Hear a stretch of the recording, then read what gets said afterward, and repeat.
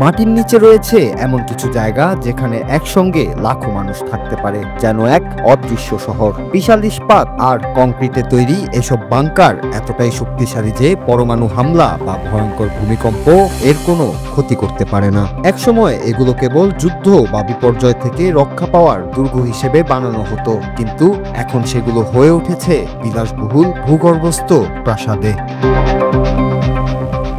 বিশ্বের কোটিপতিরা আজ নিজেদের নিরাপত্তার জন্য মাটির নিচে আশ্রয় নিচ্ছেন। যে কোনো মহামারী, যুদ্ধ বা বৈশ্বিক বিপর্যয় থেকে বাঁচতে তারা গড়ে তুলেছেন ডুমসডে বাংকার, যেখানে থাকবে 5 তারা হোটেলের মতো সকল সুযোগ সুবিধা। জার্মানির ভিভস ইউরোপা 1 বিশ্বের বৃহত্তম আন্ডারগ্রাউন্ড সার্ভাইভাল বাংকার বলে পরিচিত। প্রায় 2.3 মিলিয়ন অর্থ ব্যয়ে তৈরি এই বাংকারে রয়েছে আর্টিফিশিয়াল সূর্যলোক, ইনডোর পুল এবং আধুনিকভাবে থাকার সমস্ত সুযোগ সুবিধা।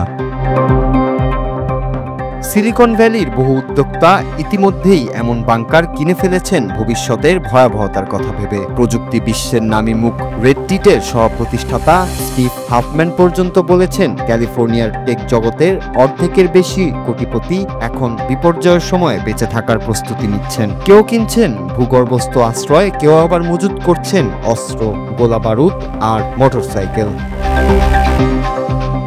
শুধু আমেরিকা নয়, সুইজারল্যান্ডেও আছে 20,000-এর বেশি বাংকার। সেখানে 3 লাখেরও বেশি ফল আউট আশ্রয় কেন্দ্র ছড়িয়ে আছে দেশ জুড়ে। তবে আজকের বাংকার আর আগের মতো কংক্রিটের অন্ধঘর নয়, এখন সেগুলো হয়ে উঠেছে ধনীদের বিলাসবহুল নিরাপদ ঠিকানায়। কেউ কেউ বলছেন বিল গেটসের মতো অভিজাত ব্যক্তিদের সম্পত্তির বড় অংশই নাকি এই ভূগর্ভস্থ প্রাসাদে নিরাপদে রাখা আছে। কিন্তু আসলেই বিশ্ব ধ্বংস হওয়ার দ্বারপ্রান্তে এই বাংকার কতটা কার্যকর হবে তা নিয়ে রয়েছে অনেক প্রশ্ন।